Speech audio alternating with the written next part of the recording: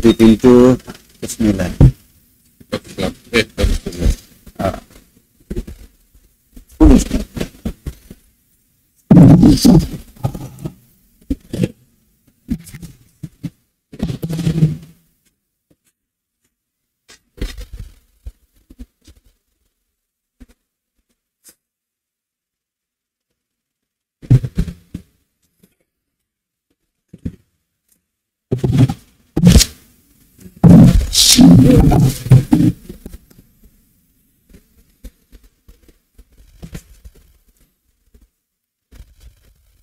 Bismillahirrahmanirrahim.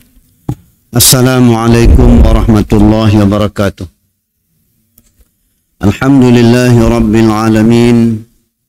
Wassalatu wassalamu ala sayyidil anbiya'i wal mursalin wa ala alihi wa sahbihi ajma'in.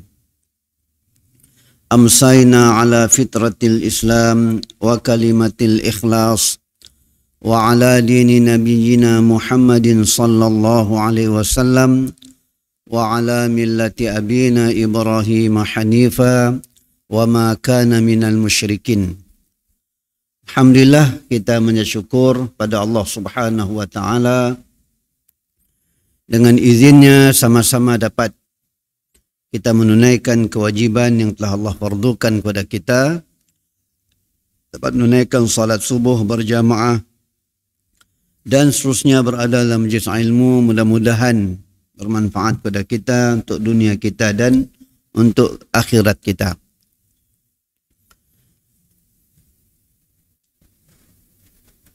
Kita telah membincangkan cara-cara atau jalan syaitan dalam menyesatkan manusia tu. Ya. Seperti yang kita telah jelaskan bahawa matlamat syaitan tu satu je. Matlamat iblis dalam menyesatkan kita, menggelincirkan kita jalan yang benar, ya. Sikit je tujuannya, iaitu untuk menjadikan kita temannya di dalam neraka jahanam. Ya. Jadi jai akal nama iblis tu, nya si mau masuk seorang-seorang. Nya mau ada gengnya dalamnya. Kan? Itu iblis. Jadi di antara caranya ialah mengajak pengikutnya ke dalam neraka jahanam. Siang malamnya bekerja keras, ya, cik berhenti-henti, sikit je. Iaitu, kamu katanya, menjadi teman aku dalam neraka jahanam kelak. Ini yang dijelaskan oleh Allah dalam Quran, innama yad'u hizbahu liyakunu min ashabis sa'ir. Maksudnya sesungguhnya syaitan itu selalu mengajak pengikut-pengikutnya supaya menjadi penghuni neraka as-sa'ir, yaitu neraka yang apinya menyala-nyala. Selain daripada itu, yang kita perlu berhati-hati juga daripada bisikan-bisikan syaitan atau iblis ini ialah kadang-kadang iblis menyesatkan manusia melalui agama ini sendiri. Ya. Dengan menimbulkan penafsiran-penafsiran yang bercanggah dengan kehendak Al-Quran itu sendiri. Ya. Yang bukan nyuruh orang minum arak. Ya. Ada orang yang disesatkan bukan dengan minum arak, dengan berjudi, bukan. Ya. Tetapi melalui perkara-perkara yang kelihatan agama dan baik. Yaitu diantaranya ialah memesongkan manusia terhadap Al-Quran dari pengertian yang sebenarnya. Ya. Hanya mentafsirkan Quran mengikut akalnya pun. Hanya menafsirkan Quran mengikut kehendak hatinya pun. Dan dia mentafsirkan Quran tidak berasaskan ilmu sebagai disiplin-disiplin ilmu yang ditentukan oleh para ulama. Ya. Yang ikut mentafsirkan Quran, contoh, ada golongan dia kata Quran ni ada makna zahir, ada makna batin. Ya. Yang kita lihat baca selalu tu makna zahir. Ya. Kalau kita beribadat tu katanya ada ibadat zahir, ada ibadat batin. Ya.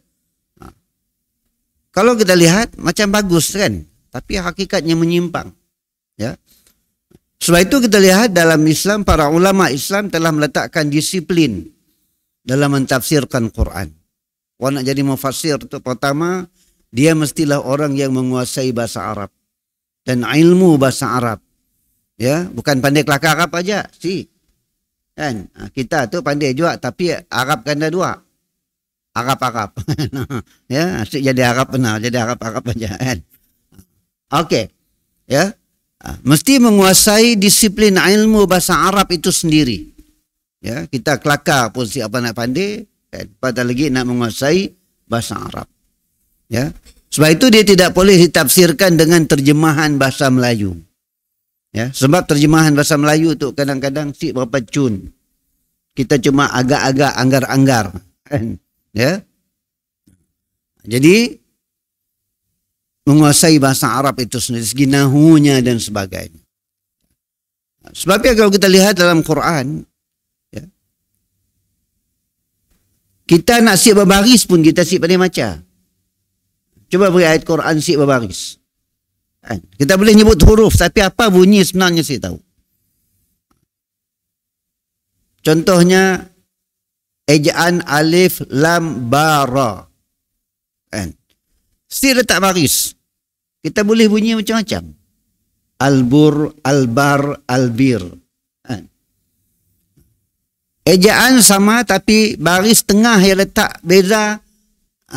Baris atas, baris depan, baris bawah. Dah membawa makna yang berbeza. Albur, kalau kita baca alif lam bara, kita baca albur, maknanya biji-bijian. Ba yang kita baca baris atas albar, maknanya daratan.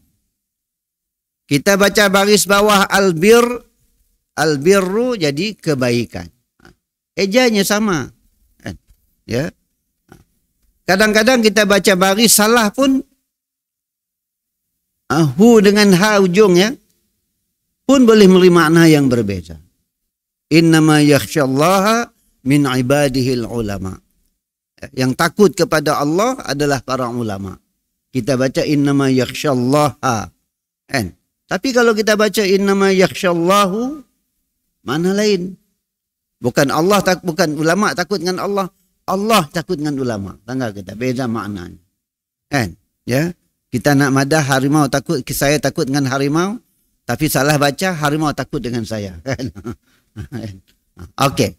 Tapi harimau takut dengan kita, okey lah kan. Jadi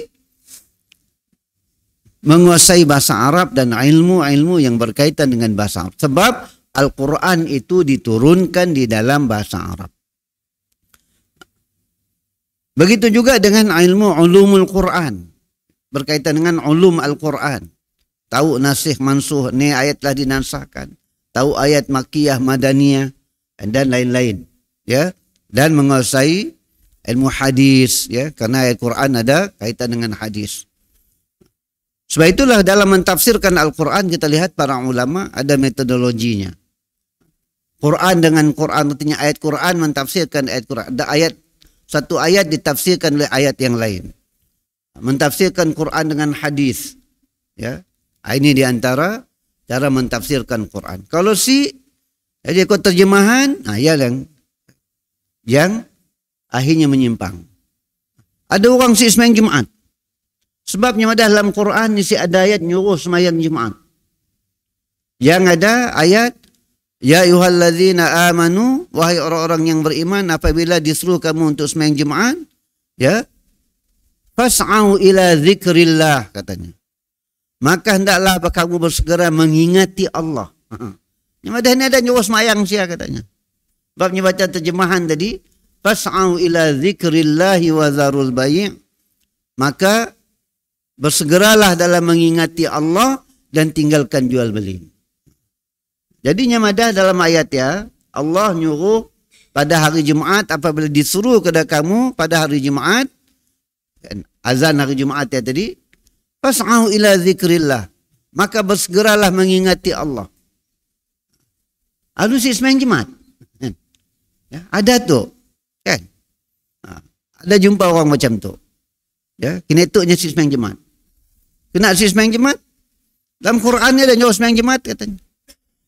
Mula-mulanya mempertikaikan dalam Quran sembahyang jemaat ni si ada khutbah. Ni teks khutbah Nabi katanya. Nabi ada macam khutbah, tentu ada teks khutbah Nabi. Nya pertikai. Tu di Kuching tu. Kan? Ada seorang hamba Allah kotanya rajin gila nangga ceramah dari penceramah di Amerika, nak doktor-doktor orang putih ya. Orang putih lah. Situlah yang diam di Amerika ada seorang ya. Rupa-rupanya orang ya adalah anti hadis. Orang yang mau mengikut hadis. Yang ada hadis si cepat pakai Quran sahaja. Akhirnya mentafsirkan Quran dengan pemikirannya pun. Sedangkan semua terlihat ulama-ulama mu'tabar semua dalam kitab tafsir merujuk hari Jumaat ya kepada salat Jumaat. Tapi yang ada cukup kita bila sebut hari Jumaat, sebut kita ingat Allah, Allah, Allah, subhanallah, alhamdulillah. Banyakkan dia aja. Kan? Ya. Namun macam ya, siklah kita lelah nak minta Jumaat. Kan? Dan sebagainya. Jadi ini yang kemudian yang menyelewengkan makna Al-Quran yang untuk benda-benda lain. Ya. Ada setengah orang pula ayat Quran kalau berkaitan dengan sesuatu hukum yang sesuai dengan nafsunya hanya ikut. Namun ya, ini syaitan menyelewengkan manusia daripada memahami Al-Quran. Al-Quran sepatutnya membawa kita kepada kebenaran, tapi bilanya menafsirkan dengan akalnya, dengan hawa nafsunya, maka akhirnya dia jadi sesat. Ya, macam ada seorang yang ngaku diri jadi Nabi Melayu, Rasul untuk bangsa Melayu di Selangor dulu, kan? Bila perwartawan nanyanya apa dalil menunjukkan bahawanya seorang Nabi? Hanya nanya wartawan, awak baca tak dalam surah Yasin? Ada tak ayat innaka laminal mursalin? Innaka katanya, sesungguhnya engkau. Engkau di situ adalah saya Abdul Qahar katanya. Tapi bila peguam madah macam ni, Munsai madah terjemah innaka, saya juga, oh bukan, itu bukan untuk awak, itu hanya untuk saya katanya. Kan, ya? Ini menyelewengkan Quran, menggunakan ayat Quran untuk melakukan penyelewengan. Syaitan pun boleh menggunakan benda macam ya. Jadi kita kena jaga. Kemudian kita pergi ke pintu-pintu kemasukan syaitan ke dalam jiwa manusia. Sini sumber atau jalannya nak masuk dalam diri kita tu. Kan, ya? Ini sasaran utama syaitan tu. Rah mata kita kah? Rah telinga kita kah? Mulut kita kah? Kaki kita kah? Ada di sini. Pintu-pintu kemasukan syaitan ke dalam jiwa manusia. Hati merupakan raja yang mempengaruhi kehidupan manusia. Seluruh anggota badan yang lain menjadi rakyat yang berada di bawah perintah raja. Iman adalah roh kepada hati itu. Manakala zikrullah adalah penyubur hati yang beriman. Jadi,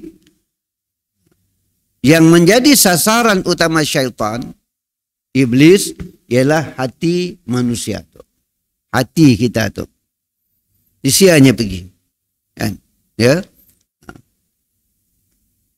Nya si nak nyuruh kita ke masjid, kita rajin ke masjid. Kan? Si susah.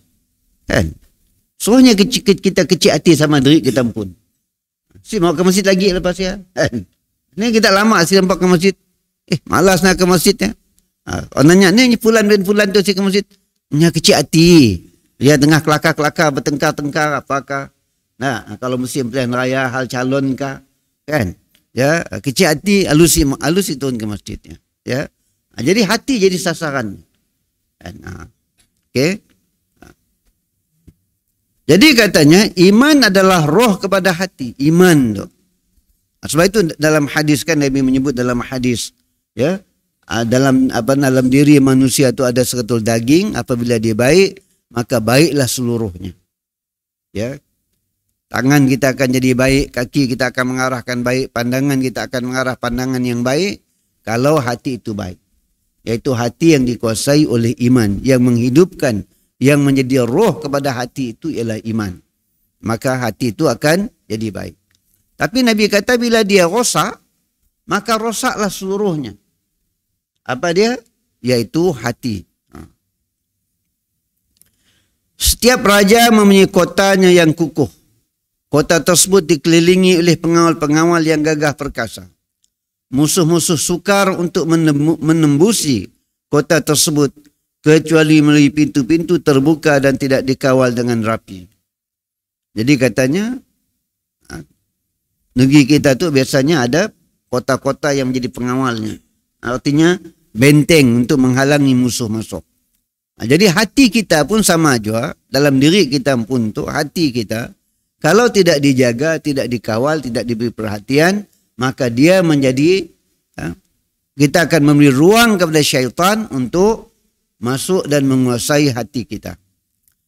Syaitan adalah musuh yang nyata.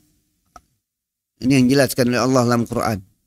Innahu lakum aduwwum mubin. Sesungguhnya syaitan itu musuh kamu yang nyata. Ia selalu mengintai-ngintai kepada mana-mana ruang, lubang dan pintu yang terbuka untuk dimasuki serta dikuasai hati manusia yang menjadi raja itu. Syaitan untuknya si pernah diam. Nya sentiasa mengintai di sini ada peluang untuknya masuk. Rahninya dapat nak masuk tadi. Kan? Ya. Yang nya dapat menguasai hati kita.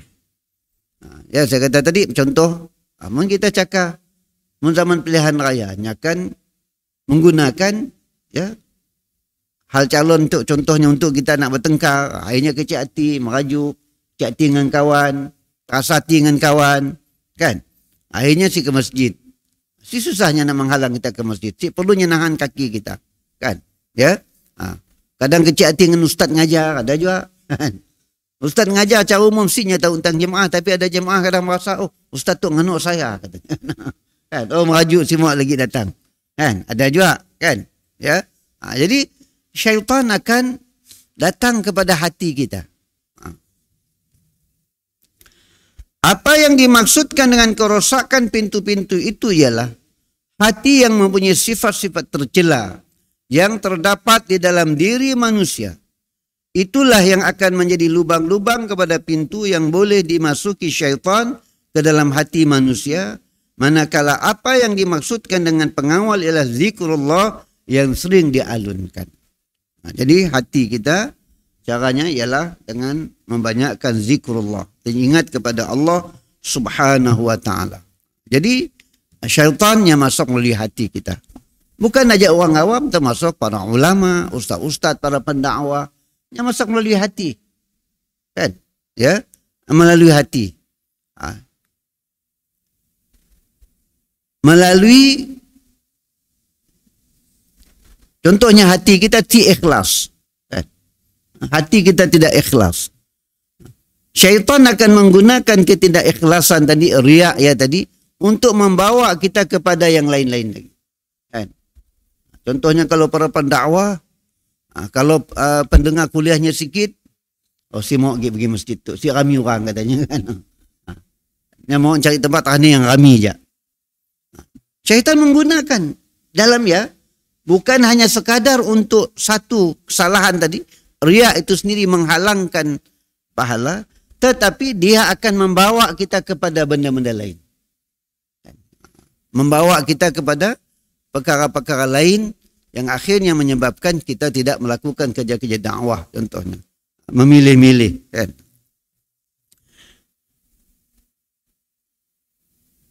Kalau cari murid, nak cari murid yang terang hati je. Anak murid bebal sih mau. Kan? Kalau ada anak murid kita akan belajar ngaji rumah kita bebal, dia ajar-ajar, tak juga kali-kali. So kali tunggah bapak tak datang situ, belakang bapak anak kita tu, cari je guru lain. Siapa saya ngajar katanya. Kan? Ya. Sebab takut dikatakan guru tu si pandai ngajar, muridnya tu si pandai. Padahal biar barangkali ialah zaman marik kita bila lambat sikit bebal, kan? Ni kita tahu ada istilah slow learner ke apa indah. Akhirnya itu baru kita tahu rupanya nang ada orang slow learner. Ajar kita baca 10 kali ulang, 10 berhenti 5 minit, ulang balik situ lagi. Saya dulu pun sama juga lah. Kita dulu belajar kawan si pandai. Bebal narnya tu. Beri air penerang hati. sekolah batang semahan pun si terang juga hati nah. Nang bebal. Ya. Tapi rupa-rupanya kawan yang slow learner. Kan? Ini yang cerita ada kisah orang hantar anaknya ke tahfiz tu kan. Ya. Hafal si dapat. Kadang-kadang setengah-setengah ku tahfiz tu gawak di Semenanjung lah kan. Si hafal pap. Ya berbalat belakang. Rupa-rupanya kawan dia slow learner. Kan? Sebab ya kadang-kadang guru-guru sendiri nak tahu. Kadang-kadang kewujudan orang yang seperti itu sebenarnya kalau kita fikirkan ada ruang Allah Ta'ala beri kita pahala. Sebab yang cepat-cepat kalih tadi habis tamat dah cikgu guru belajar kita lagi. Dengan sebab ada yang bebal tadi hari-hari kita ngajarnya macam. Pertama pahala kita ngajar sentiasa ada. Yang kedua sabar dengan peranginya. Kan? Kadang-kadang geram hati kita hari-hari dah diajar itu ingat lagi. Kan? Tapi kalau kita tahu lihat orang tu special Allah nak beri pahala lebih dengan kita. Jadi kita relax aja kan? Ya. Ya upah yang si nampak. Pintu-pintu kemasukan syaitan ke dalam jiwa dan badan manusia sangat banyak. Antaranya pintu syirik dan wasangka terhadap Allah Azza wa Jalla dan Islam. Satunya masuk dalam hati manusia itu melalui pintu syirik. Ya. Nya rasa si puas cara ibadatnya yang tangsik ada aja. Nah, ya. Contohnya kalau kita berdoa, kita kena berdoa direct. Allahumma inni as'aluka ridhaka wal jannah. Kita pun terfikir, ya. Kutuk kotor, Tuhan barangkali si dengar doaku, Tuhan si akan makbul doaku. Kutuk banyak maksiat, amal ibadat banyak tinggal. Oh si puas hati. Kan? Mulailah cari jalan macam ni supaya cepat sampai. Nah, ya. Digerakkan oleh syaitan melalui syirik tadi. Kau pergi kepada kubur fulan bin fulan, wali-wali Allah tu kau minta disia, kelaknya akan minta dengan kau bagi pihak kau kepada Allah. Kan? Ya. Kita pun ada, bukan saya minta dengan berhala pun. Kalau orang kafir dulu pergi ke berhala kan. Tu minta. Kan? Ya. Wali Allah tu nya hidup dalam kubur, kan. Mulailah teori-teori, akhirnya kita minta. Akhirnya menjerumus kita kepada perbuatan syirik. Sedangkan kepada Allah idza sta'anta fasta'in billah. Kan? Berdoa bila mintalah kepada Allah. Kan? Ya. Tapi kalau orang hidup kita jumpa dengannya, wahai tuan syekh, ustaz, tolong doa untuk saya. Kan? Kita jumpa kawan-kawan kita nak pergi umrah, pergi haji, doakan saya mudahan saya selamat. Kan? Anak saya sakit, doakan mudahannya sembuh. Anak saya nak SPM, doakannya banyak. Ya, ada masalah, boleh. Kada orang hidup. Tapi yang si boleh pergi ke kubur tadi. Kan? Oh, kita rasa khusyuk bila berdoa dekat kubur tadi. Kan? Minta dengan orang dalam kubur. Berdoa dekat kubur si salah. Tapi minta kepada Allah. Bukan minta kepada orang dalam kubur. Ya perlu dipahami. Aku tak madah kelas si boleh berdoa dekat kubur. Ini kena berdoa dengan mak bapak dalam kubur. Boleh. Yang si bolehnya minta dengan orang dalam kubur. Jadi akhirnya kita pergi ke syirik. Kita bimbang dengan macam-macam. Mulailah cari benda yang boleh menimbulkan yang kita rasa confident. Mulai cari jimat. Kan? Ya. Cuba kita dalam masyarakat kita dulu. Bila ni kecil, engkah kain merah di gelang tangan. Kan? Apa maksudnya? Maksudnya si confident dengan tawakal langsung kepada Allah. Mesti macam nampak ada benda juga. Oh nampak benda tu oh. Kan? Angkah tak gelang merah, gelang hitam, ikat kain hitam dibelit-belit dengan merah. Baginya si jadi pelangi dia kan. Mulaklah jadi LGBT kan. Ya. Kita si confident nak pergi. Perang contohnya orang dulu pakai jimat ikat ke pinggang. Kan? Ya. Daripada timah-timah kecil ya. Sebab saya ingat lagi kecil kita pergi rumah orang, nya berjual benda ya pun. Kan, berjual apa nama? Jimat ya. Dia dah timah, wafak. Kan? Ikat dalam kain kuning. Kalau kita cek rumah orang tua-tua, kita rajin longkar. Mana ada rumah lama, kita rajin longkar dalam nak, ini ada lagi lah rumah lama-lama kita banyak dah sedagi kan. Kita jumpa ada wafak warna kuning kan, mesti ada warna kuningnya. Kan? Boleh dibuka. Kan? Bila buka dalamnya tadi, Tok pun tak nyimpan, Tok nyamuk si gigit tak tidur. Kali buka dalamnya, sila tidur pakai kelambu. Kan? Ya, memanglah nyamuk si gigit dalam kelambu. Syaratnya kelambu si bisak lah. Kelambu dah rembur sana, rembur sini, masuklah juga kan. Okey. Syirik terhadap Allah Subhanahu Wa Taala. Ya. Sakit. Orang marik kalau kita lihat, tenung, bukan tenung, panjung ke apa kan saya tahu. Yang engkau kunyit atas ladin, atas pisau, di lambung-lambung di balitnya dengan kapur. Kayaknya madah, tu kena ke pokok nun. Terus ya, kena pola pulut kuning telur. Dia jin zaman marik lah. Munjin gini tu si mau tinggalan zaman, yang mau KFC, McD tanya kan. Nasi sugeban. Kan? Ya, si maunya nasi pulut lagi dah. Kan? Jadi kalau pulut pun pulut yang pola pakai VIP ya. Ada style sikit. Kan? Okey. Jin mada kami pun modern juga kan. Okey. Bertih-bertih si mau popcorn kan. Okey. Dan syak wa sangka terhadap Allah. Tadi syak wa sangka lah. Kan? Sebab rasa si selamat mau ada benda lain. Kan? Ya, akhirnya menjurus kepada syirik. Pintu lalai terhadap Allah dan lemah iman. Bila kita lalai dalam mengingati Allah. Zikrullah kita. Sebab itu kita dalam Islam diajar. Kan? Nak makan baca bismillah. Kan? Rasulullah kata mulai dengan tangan kanan. Makanlah dengan tangan kanan. Bacalah bismillah. Kan? Ya. Karena syaitan makan dengan tangan kiri. Kita nak keluar rumah. Bismillahirrahmanirrahim. Allah. Wala hawla wala quwata illa billah. Doa keluar rumah. Nak tidur. Kan? Ya. Jadi itu yang dimaksudkan zikrullah. Bukanlah zikrullah tu mesti kita duduk dalam masjid. Si keluar-keluar. Pegang tasbih. Kan? Si cukup tasbih besar macam biasa pakai kita tu. Besar buah biji, buah pinang. Si cukup lagi. Besar buah durian, buah nio kan. Ya, maksudnya ialah zikrullah, kita sentiasa ingat kepada Allah. Nak makan bismillah. Kan habis makan alhamdulillah. Ya. Nak keluar dari rumah bismillahirrahmanirrahim. Melihat sesuatu yang cantik subhanallah. Kan? Ya. Macam cerita orang naik dalam bas tu kan. Ya, dalam zaman beri-rempit. Bila naik seorang perempuan tek kaca tadi, seksi sikit, Masya Allah. Kan? Nangkap lagi. Subhanallah. Bila terduduk atasnya, alhamdulillah. Bila bas bergerak-geraknya, berdiri terduduk, alhamdulillah. Kan? Ya guru orang makai lah kan. Ya, siapa pun ceramah. Allah yarham Ustaz Ismail Kamus kah kan. Okey.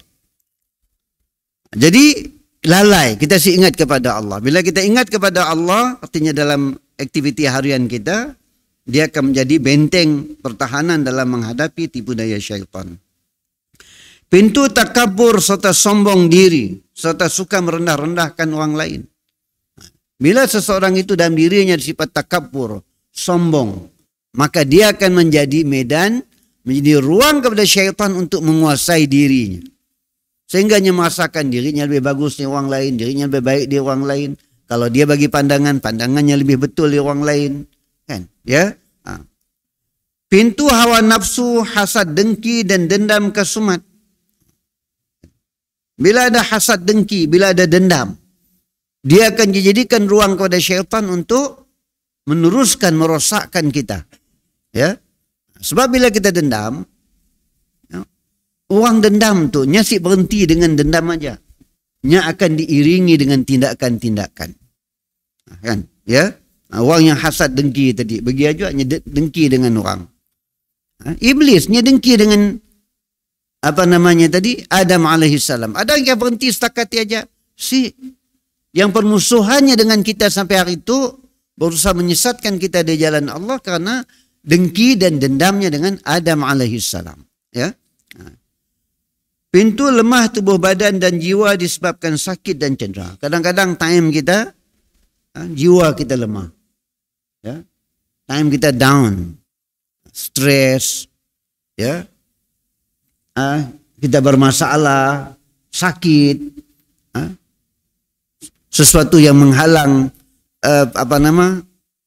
keselesaan hidup, ya, dan si redha untuk menerima benda tersebut. Akhirnya kita akan syaitan akan masuk. Contoh buang, sakit, sihat. Tiba-tiba kena stroke, sifat berjalan. Kan? Ya. Ada setengah orang menerimanya dengan rasa si puas hati. Aku kena sakit tu. Doloknya dapat berjalan, pagi-pagi dapat minum di kopi, di Bombay dapat kopi break, tu dah siap lagi. Kan? Syaitan akan masuk, akhirnya rasa si puas hati. Syaitan menyebabkan si puas hati dengan Allah Ta'ala. Kan? Pintu terlampau gembira dengan kejayaan dunia. Terlalu gembira dengan kejayaan dunia. Sehingga lupa. Ya. Dapat 7A, 9A contohnya SPM. Kan? Kadang-kadang, kenapa awak dapat 9A? Karena saya tidak pernah meninggalkan sembahyang duha. Janganlah ibadat kita satu hal, tapi jangan disebut. Kan? Ya. Kenapa hidup Tuhan saya kelihatan baik tu wartawan nanya. Saya setiap malam tidak pernah meninggalkan salat tahajud. Kejayaannya tadi, akhirnya syaitan membuka ruang untuk kita ujub, sum'ah kepada ibadat-ibadat kita. Sebab ada orang lain tahajud tiap-tiap malam, si dapat. Si jadi tahajud aku tu. Ya, jangan. Ya. Sebab tidak orang bukan Islam dapat 9A. Ini kalau sembahyang tahajud, cekannya madah bahawa setiap hari saya pergi ke Tokong. Ya. Ya, syaitan masuk. Pintu ujub iaitu terpesona dengan kebolehan diri sendiri. Ujub terpesona dengan kebolehan diri sendiri. Ke-8 pintu degil, menolak kebenaran dan keras hati terhadap kebenaran. Yang pernah saya sebutkan dulu, jenis degil tu jenis naknya juga. Nyajak betul, orang lain si betul. Ya. Orang mesti ngikut katanya, si ngikut katanya, ready aja, malah aja dia anaknya bukan. Yalah si dengar cakap aku, yalah si ingat kata kami. Kadang-kadang waktu kita berbincang, kita si tampak apa yang akan berlaku. Nya pun andaian, kita pun andaian. Kan? Pintu tergopoh gapah dan dalam bertindak melampaui batas dalam satu perkara. Gopoh. Ya, sebab itu disebut gopoh gapah, tergesa-gesa itu dari syaitan. Kan? Pintu malas dan suka dipuji orang. Malas. Kena si semayang, malaslah, kelak lok. Pintu bakhil dan kedekut.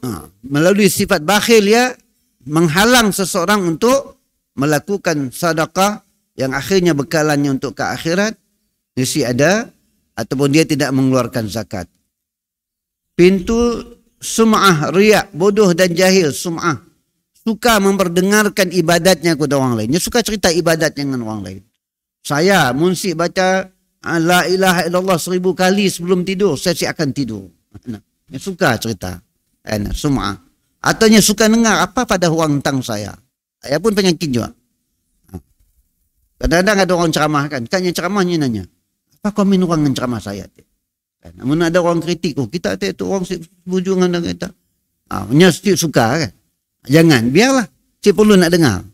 Kan? Sebab ya saya, apa namanya tadi, kadang-kadang kenetuk kan bila ceramah orang minta gambar. Kan? Makai banner. Kadang-kadang langgar gambar dia pun meninggal rasa kan. Ayah penyakitnya penginggar kan. Macam orang merakam kenetuk pun bila dengar lagi dia pun lepas inggar juga nyawa tenang. Kan? Ya. Okey, kadang-kadang ia di cara syaitan masuk, sum'ah, riak, bodoh dan jahil. Pintu tamak dan inginkan kemewahan hidup serta membazir. Pintu terpedaya dan tertipu dengan kejahatan, merasakan yang jahat yang dibuat baik. Contohnya orang berjudi, atau dengan cara untuk menambah duit, judi online. Akhirnya si habis-habis, si menang hari itu, coba lagi. Sebabnya madah, jangan putus asa katanya. Biarpun lepas dia sampai kering habis, si cukup pergi minjam di alung kan. Ya, seperti saya sebutkan itu, banyak nabiyan muda itu terjebak dalam alung pinjaman sebab judi online. Pintu terlalu cinta kepada harta dan pangkat. Pintu berprasangka jahat terhadap orang lain. Pintu mengadu domba dan mengumpat. Pintu khianat, menipu, berdusta terhadap agama.